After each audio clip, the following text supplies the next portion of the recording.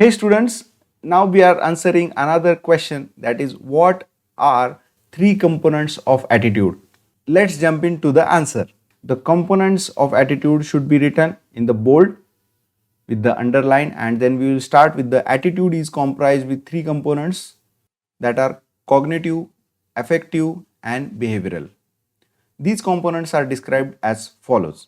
So the first and foremost component is the cognitive or informational component.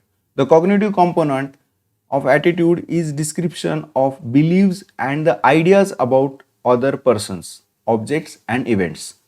So the key of this answer is you can add persons, objects and events in every component.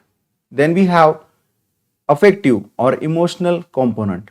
This component reflects the emotions or feelings of an individual towards a person, object or event. And the third component is the behavioral component. This component includes the behavioral tendencies or intentions of an individual to act in particular manner towards the object, event or person. We can quote any example to give the claims that we have already got the idea about this theory. For an example, I am going to join this job. This statement reflects the person's intention to act in a particular manner. This question could be asked for 5 marks as well. So what would be the answer for that question?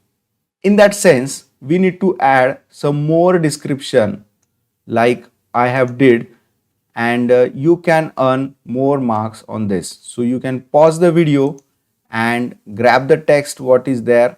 So that will be bit a full page description over there. You can also create a small diagram to ensure the examiner that you know this concept very well. So this could be an question for 2 or 5 marks. That's all for this question. Thanks for watching.